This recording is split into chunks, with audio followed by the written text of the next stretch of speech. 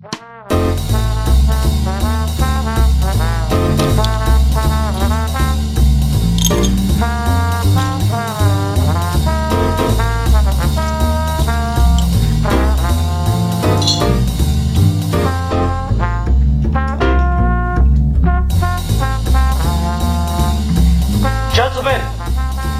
the time has come once again to discuss things.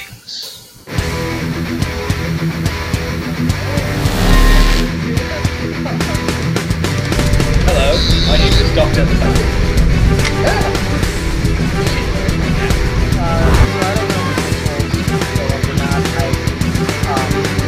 to join the call.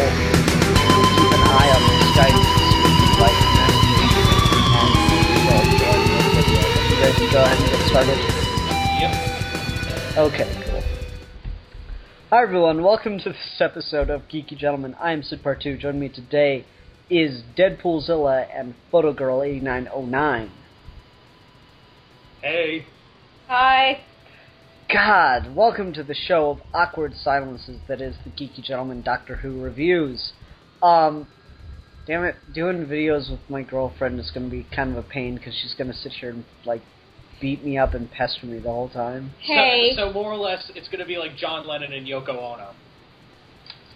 Well, that's a very unflattering comparison.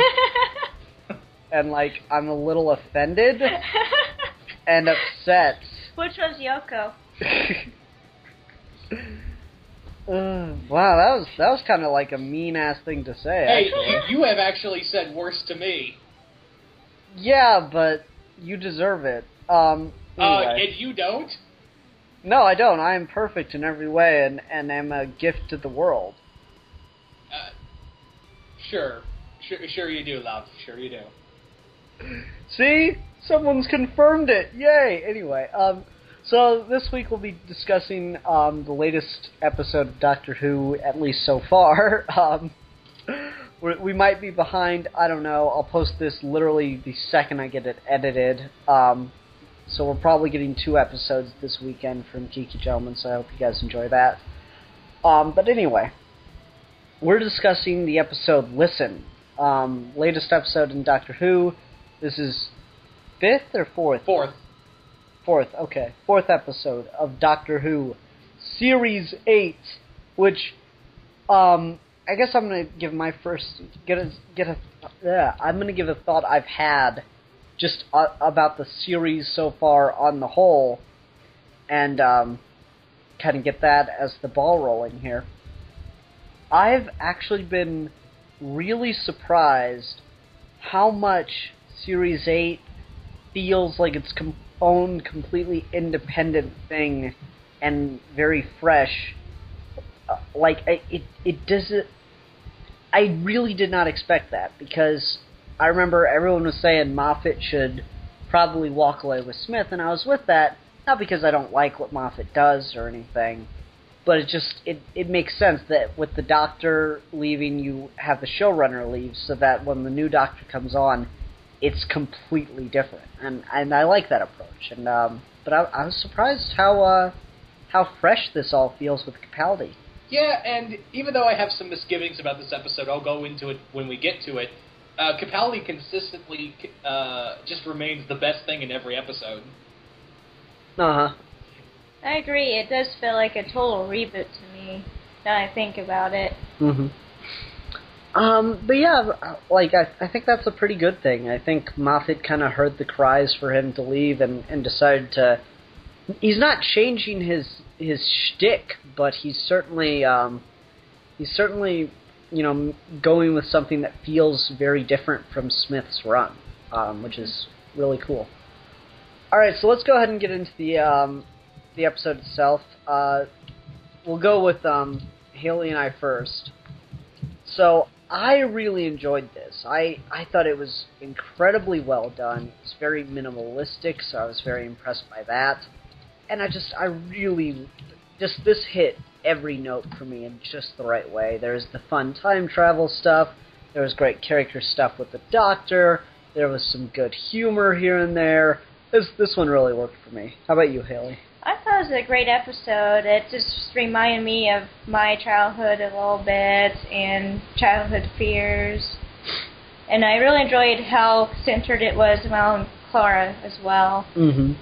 So it was one of my favorites so far, actually. Okay, and Deadpoolzilla, why don't you tell us why you're wrong?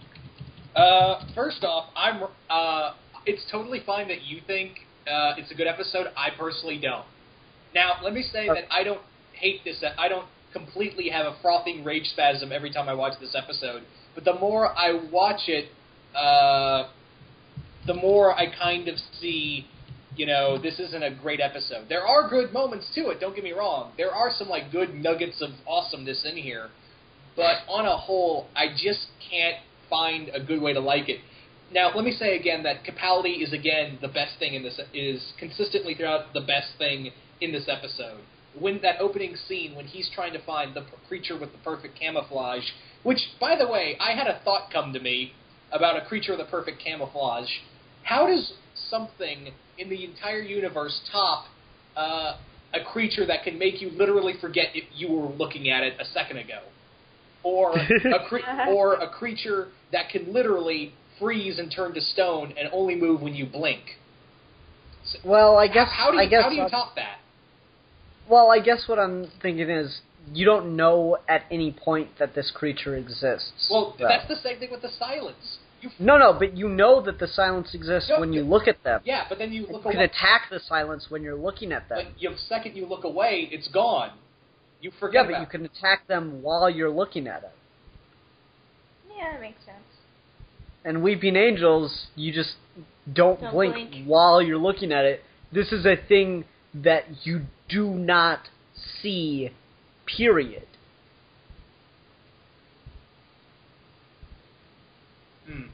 But, yeah, that's kind of the thing. Again, it just kind of runs through my mind. How do you beat something that can... How do you top something that has, can make you forget you looked at it?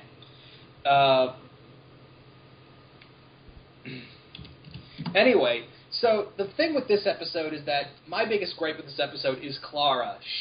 Oh my god, she is just, so annoying. And the whole thing is that I feel like Moffat is just retreading ground at this point. Because again, this feels like a lot of things that we've already seen. The creature that has a specific type to it. It could be in the room with you.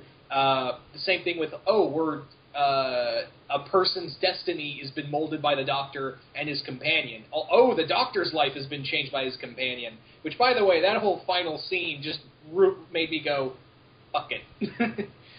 And see, I think you completely missed the point, which is impressive, I guess, because they spell out the points.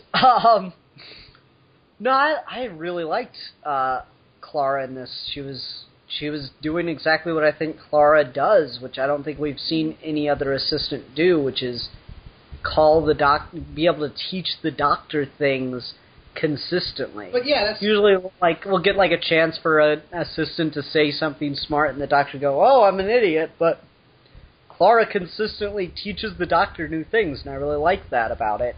And she does that in this episode, and she's a great mother-like figure in this episode, too, and plays off of Capaldi's older, father kind of look.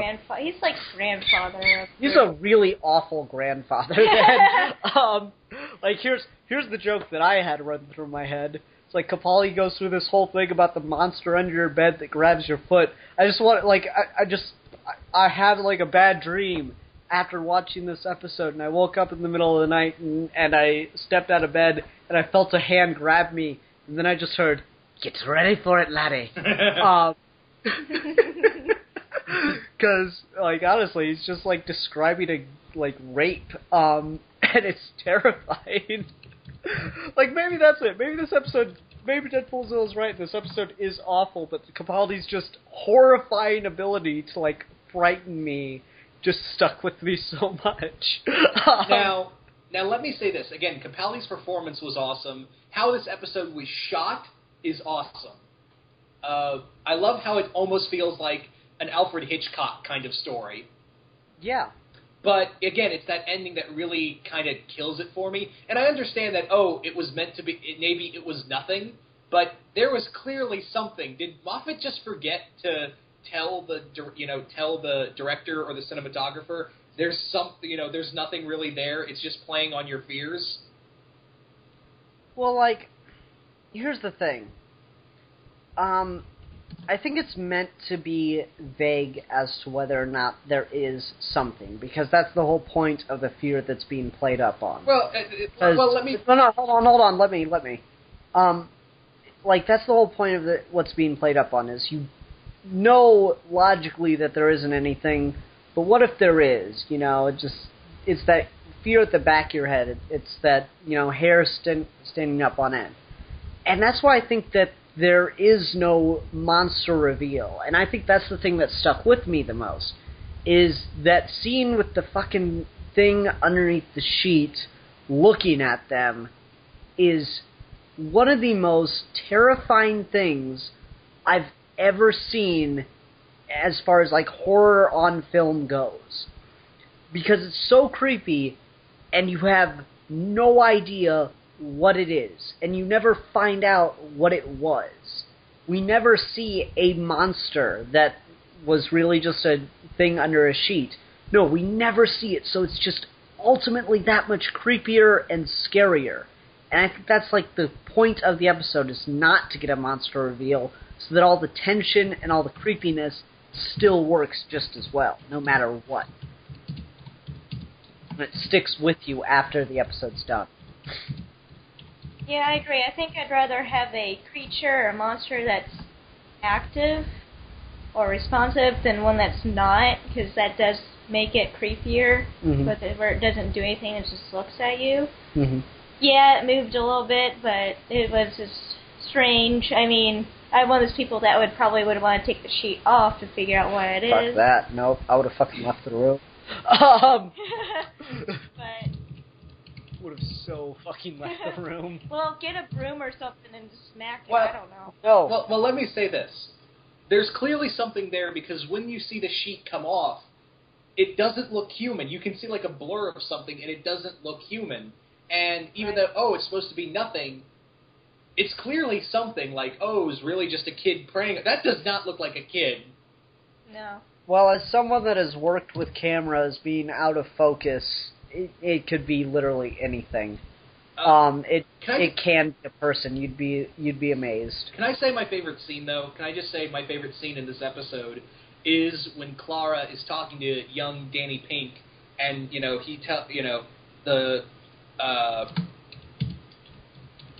what was I talking about when the bed? Yeah, in the bed sound. No. What I mean is she's putting up the plastic soldiers. And she gets the one without a gun. He's like, that one's broken. He doesn't have a gun. He's like, that's why he's the boss. And it pans over, and Clara's out of focus, and it focuses on the doctor as he's like, he's the bravest soldier of them all, because he doesn't need a gun. He doesn't fight. He doesn't kill. Well, that makes sense. Until Moffat gets a hold of him. I guess that point would have worked better for me if, Matt Smith's run hadn't happened, but okay. Well, I do like how that is shot and how it's kind of set up. I mean, looking back, it does have a little fault, but, yeah. So can I talk about can we talk about the Clara issue, please? Go for it. What's the issue that you've made up in your mind? She is a... Can we just be honest that your problem with this episode is that it doesn't have Ice Warriors?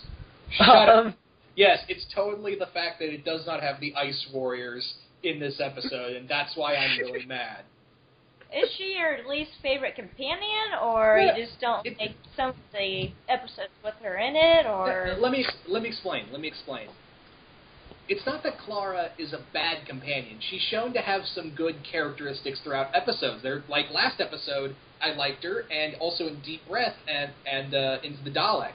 The past 3 episodes have been really good, but this time around, I feel like, how it's set up with her date with Danny Pink, and she gets onto him for, she makes that smart remark about soldiers killing people, and And Danny pretty much says, no, I dug wells. I didn't have to kill anybody. And she's like, oh, yeah, damn good wells. I'm sure you can just go dig for water.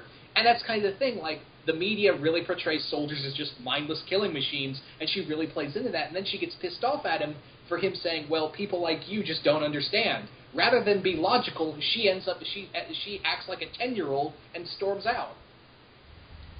Well, she immediately feels bad for storming out, I should say. But No. Even when the doctor gives her a chance to fix it, she still messes it up. And it's still kind of... When the doctor gives her a chance to fix it, she messes it up by accidentally revealing her knowledge about him that she shouldn't know due to time travel. Yeah, that's what did it, yep. Well, she should be smart enough not to use the name Rupert. Yeah, but like, dude, it was a slip of the tongue thing. It's not like a soldier thing again.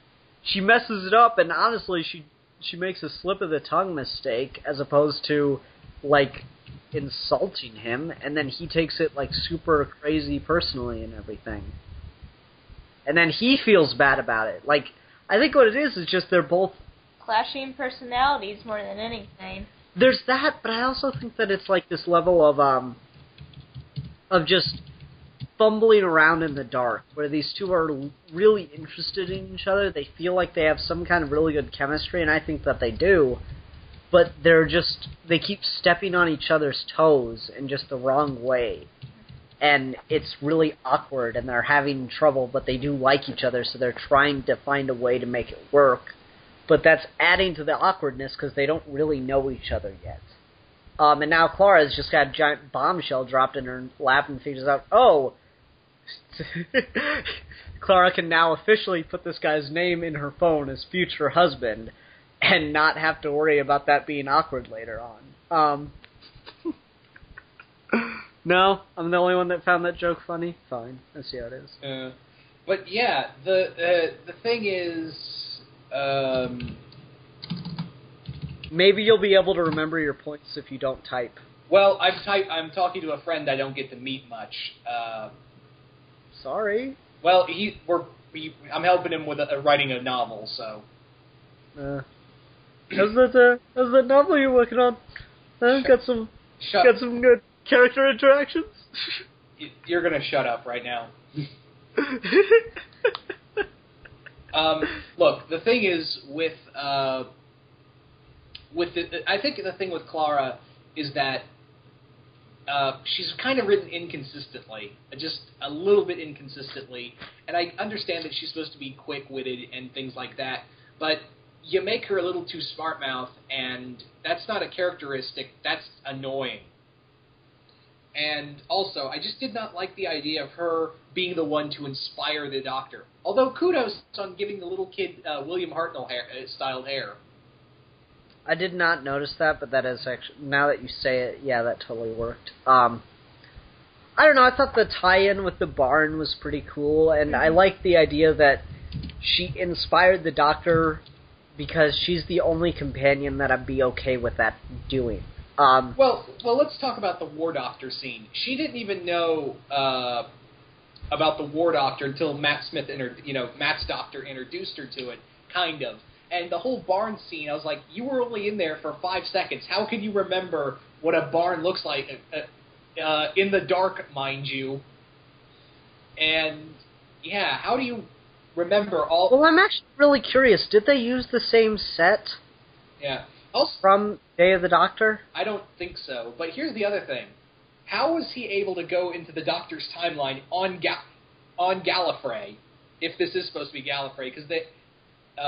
well, he doesn't. She does. Well, the TARDIS can't cross into the Doctor's timeline, and that's kind of a big wipe. Remember when it freaked out when it went to Trenzalore, to his grave?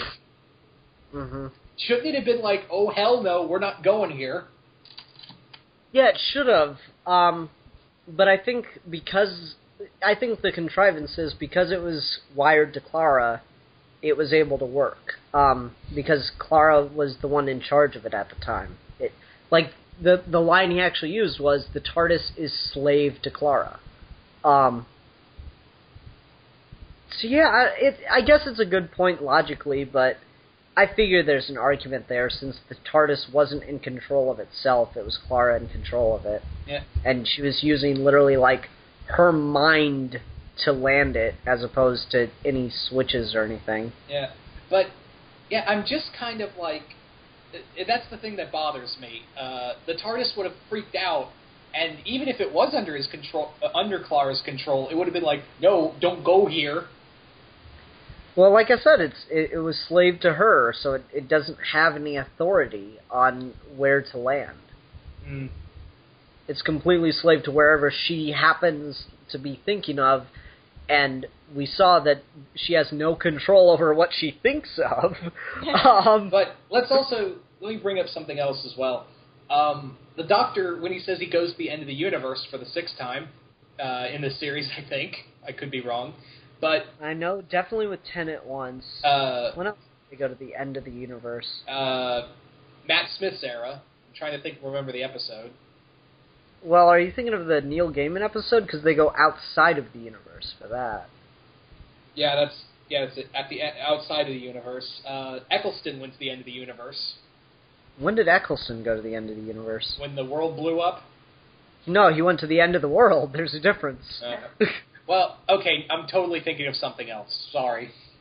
But yeah, no, I think that was... And even the TARDIS, like the Doctor says, I'm not supposed to be here at the end of the universe, but I turned off the inhibitors. I'm like, really? You could just turn off the inhibitors and just be like, you can go anywhere? Then why didn't you do that when you went to Trenzalore the first time? Because Matt Smith would... Like, you probably could have said that to Matt Smith's Doctor, and he'd been like, oh, right. I don't know. That crashing the thing was so much more dramatic. I don't know. Maybe it's just a personal thing that the more I think about it, because there are things in this episode I did like. Don't get me wrong. There, like, again, Capaldi's performance, the episode itself was well directed, and I love Capaldi's speech when he's telling a young Danny Pink, you know, fear is a good thing. You know, it's a superpower. That was cool. You're brave, yeah. Yeah. Yeah, that's strong. Cool. Yeah, fear makes you stronger. You know, your body is your body's high on adrenalines, and you can run faster. You can think. Your vision gets sharper. The fight or flight response, yeah. Yeah. Neat. Yeah, and I like that, but it just kind of gets ruined when it's Clara who told him that whole speech for me.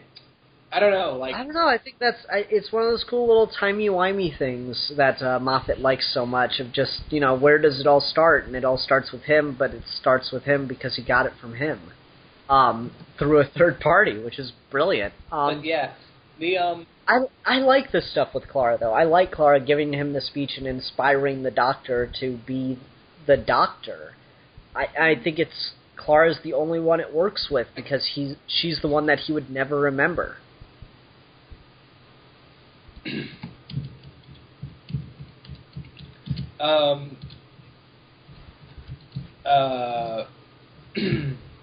But yeah, Haley.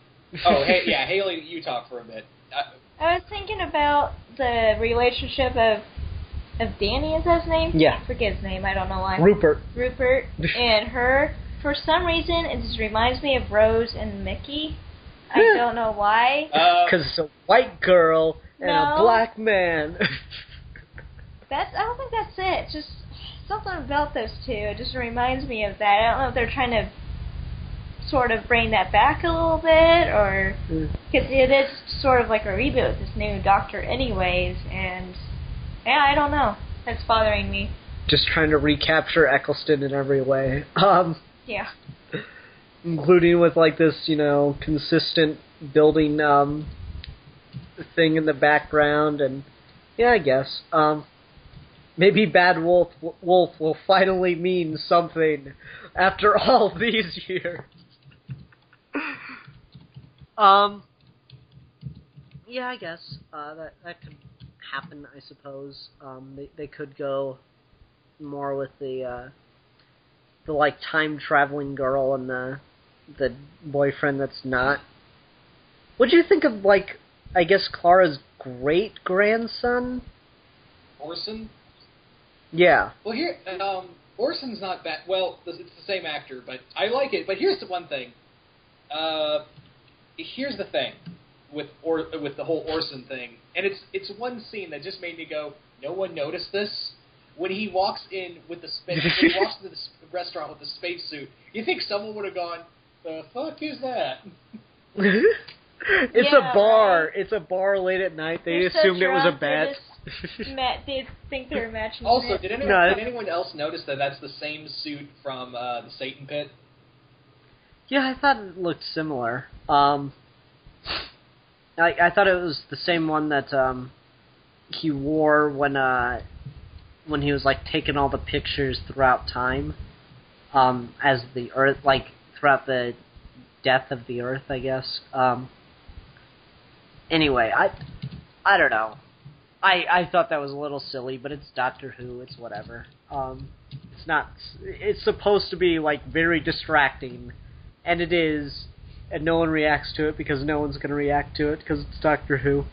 People apparently don't notice gigantic 80-foot Cybermen in the middle of Victorian-era London. Well, that one got explained by the whole, cracks in time. I know, I'm kidding. I'm still kidding. It's one of those things. I just don't care. It's so small, and it's just silly. Again, I just don't. I understand it's meant to be silly, but I was just like, I would have liked it better if someone went, "What?" If we got like a shot of someone going, "What the fuck?" Yeah, I agree. That probably would have been made a little bit better, but I just didn't notice it long enough, or I didn't think about it, so it doesn't really matter to me, I guess. Yeah. So I guess the other thing to talk about here, and we kind of got into it a little bit, but that was more glossing over like Deadpoolzilla's issue on the whole. Is there a monster here or not? That's the thing, like, it's kind of left really... They kind of say, well, it's just really nothing, but then it kind of plays with what if it's just nothing. So, in a way, like, it just almost feels like... and I'm okay with that, I really am, but there are just shots in here where, like, at the beginning of the episode where the doctor's, like, what's the word? His little piece of chalk rolls on the ground. It's how it's shot makes it look like he didn't write that or write "listen" on the chalkboard, or he didn't drop it. It's how it's shot. I would have been more better if like it cut away, or it's that cinematography, that little hiccup there that just made me go. Well, I don't think it's a hiccup. I think it's intentional to make you question whether or not there is a monster, and that's the whole point of the episode, is to make you question whether or not there's a monster under your bed. I suggest everyone go check right now. Yeah. In any case, but that's the point. So it's not a hiccup. And with your point about the thing that's out of focus in the background, it's not supposed to look human out of focus in the background. It's supposed to look like a monster, but your mind's supposed to fill in exactly what it is. Yeah. Point is, it could be a person. Yeah, and again, this episode really, like, the first time I saw this episode, my adrenaline was pumping, especially when they got their backs turned and the thing under the covers is just kind of creeping up on them. And also, when they're in that space station at the end of the universe, they're just kind of like, when the pipes are banging, and you think there's something literally in the ship. Yep. That all worked for me. It was just great, brilliant tension, and it was so creepy. Like, when Clara's trying to convince Rupert that there's nothing to be afraid of under the bed, and then that bed sinks down. And that whole sequence until the thing leaves the room, which is, again, it's probably just a kid, that whole sequence after that mattress sinks down, I've never been more afraid watching something on television in my entire life. It was honestly the scariest thing I've seen in years. It was absolutely brilliant, and I love the episode for that, because it's, like I said, it's amazingly minimalistic, and I was telling people about it, and like I had to give a prefix. I told a friend of mine at work that doesn't watch Doctor Who. I'm like, dude, it was the scariest thing I've seen in my life, but I cannot believe it was. And he's like, what do you mean? Alright, so they're under a bed, blah, blah, blah. The mattress sinks down, and they get out from underneath the bed, and there's just someone or something underneath a blanket, just this mound underneath a blanket, and it keeps, turning and looking at them. and we have no idea what it is. And my friend's like, "Oh, fuck that! That's so fucking scary right now." It's like just explaining it is terrifying. I would just throw something at it, or again, fuck that! I'm getting the hell out. See, this is how you can tell that she's white and I'm not. White people in the movie. Oh, we've got to investigate and find out what it is. Fuck that, I'm gone. I learned to turn the fucking lights on and not use a damn flashlight. Nope, fuck it, I'm gone. There's a... I'm so grabbing your foot tonight. Oh, go for it. I'm pretty sure never mind. No, I did that to her, like, during that big monologue that Capaldi had about, like, everyone's had the same dream, and I waited for it because I knew it was coming, and right when the hand was about to grab the ankle, I grabbed her. It was awesome. She got so pissed. And now she's mad at me, looking at me all judgmentally. Anyway. No, that was... I just really loved the episode for the amount of suspense and just sheer terror that it gave me, because I haven't had a thrill like that in years. Oddly, the only thing that kind of compares, and I had to leave the room, I was like... You had a nope moment? Yep, I couldn't have been more than 10. My dad and I were watching The Sixth Sense, and there's that scene where, like, he's, I guess, if I remember it correctly, he's in the living room or something under a blanket, like he's built a fort, and then he sees a little girl, and she just pops up next to him and vomits, and that's, at that point I had to, like, leave. I couldn't take it anymore. It was just bothering me so much. I got one, since we're on that little tangent. I think the one that made me leave the room, although now I think it's one of the coolest scenes ever, is... You guys seen John Carpenter's The Thing, right? No. No. Seriously? Oh my god. Really? Sorry, it's on my list. What else do you want me to say? Anyway. So there's this... I know what it is. Alright, so John Carpenter's The Thing, there's a scene where... I guess I'll spoil this. Where... one of the dogs turns out is one of the it mimics people and things, and it turns out to be one of the dogs. And we open up a scene of all the other huskies ganging up on this one husky who's just growling and snarling. Then suddenly its face splits open like a flower blooming, and you just see this mutilated face inside. And it gets worse. The thing starts protruding tentacles out of its side, and skin starts melting off. And it's a horrible sight because it starts like absorbing one of the other dogs, and it's making this high pitched screaming, screeching sound, and it just is really disturbing. Is that the one? Like, I know this movie has been remade several times. Is that the one where the entire movie is spoiled if you speak Polish? Is that the one where it opens with two Polish guys screaming about the dog? Yeah. Okay, yeah, it's funny because, that movie came out, and that scene, it's the Polish guys screaming, they tell you the entire premise of the movie, and they tell you that the dog is the thing, and, yeah, so, the entire thing is spoiled for you if you don't know what it is before going in, but you speak Polish. So a little tidbit of information for everybody out there. For all the Polish speakers of Geeky Gentlemen who have not seen the thing, but, anyway. Yeah. Haley, do you have a nope, I had to leave the room moment you want to share?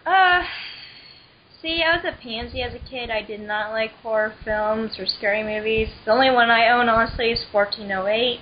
That's a good one. By Stephen King. Yep, it's a Stephen King one. It's a good one, but honestly, for Ghostbuster movies, I could not watch them. Nope, I had to leave the room.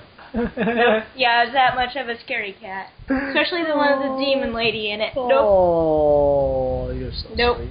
You're so cute. Couldn't do it. Could watch them now, but when I was little, nope. Anyway.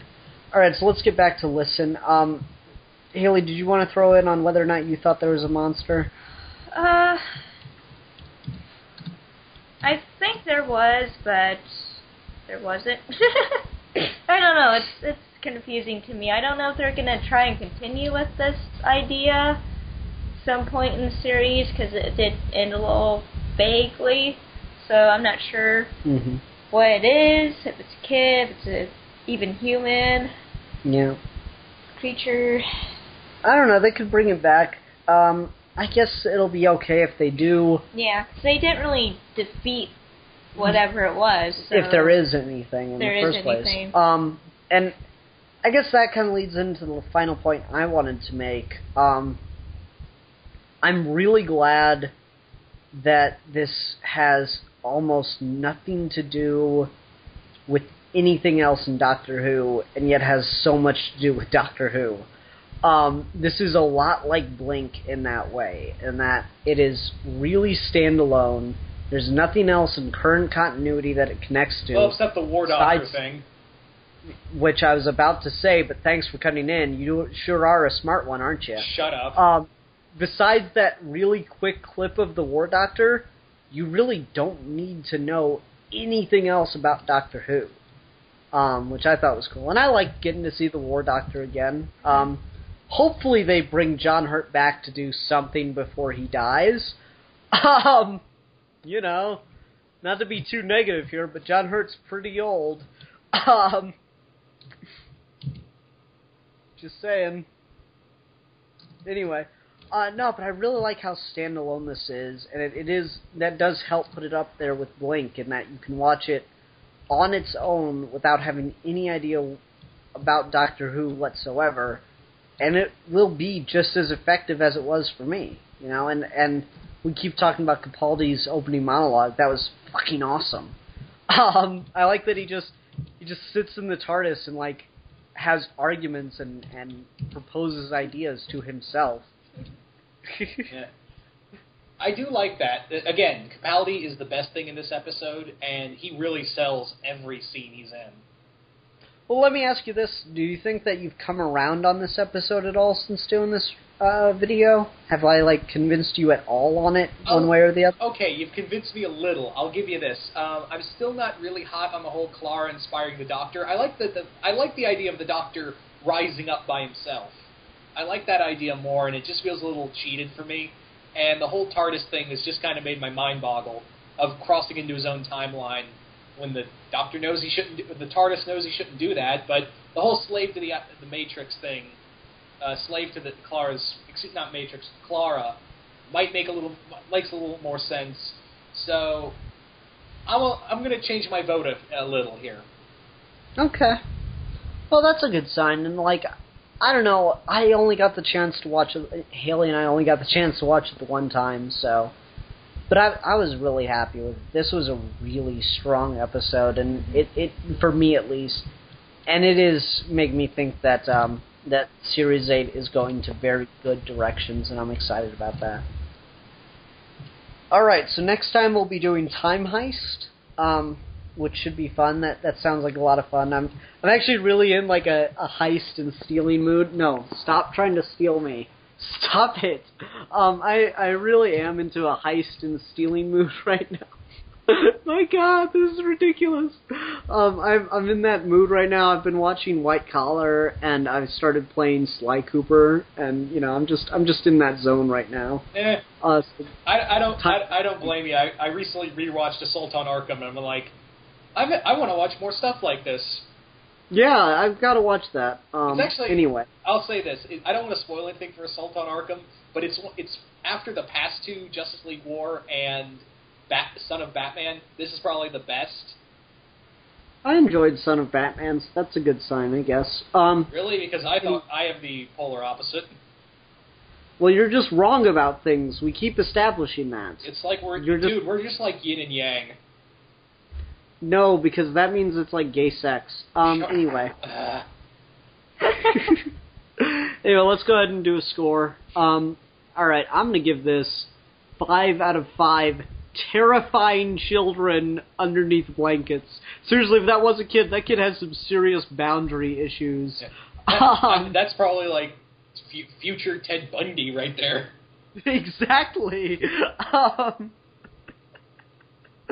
Yeah, 5 out of 5 horrifying children that should be, like, beaten with large sticks out of 5. How about you, Haley? I give it 5 out of 5 toy soldiers without a gun. Aw. I was going to give it a 2.5, but, Ian and Haley, I'm going to submit and say you've convinced me that it's to look at the flaws a bit better. However, having said that, though, I'm still going to keep to my guns about a few things I said that just did not bode well for me. And I'm going to give this a 3. 3 TVs mysteriously shutting off out of 5. Okay. Cool. Yeah, I got that. Alright, glad we changed your mind a little bit. Alright, everyone, so next time we'll be doing Time Heist, as I said. If you try to fucking steal me again, I will tickle the shit out of you. How is she even able to drag you out of anywhere? She's kind of tiny. No, she's glomped onto me. She's like holding me like I'm a possession or something. It's kind of ridiculous. Anyway, until next time, I'm the philosopher. I'm the creator. I take photos. I don't know. I don't have an exit scene yet. Just saying. And we are your geeky gentleman and lady, and we will be discussing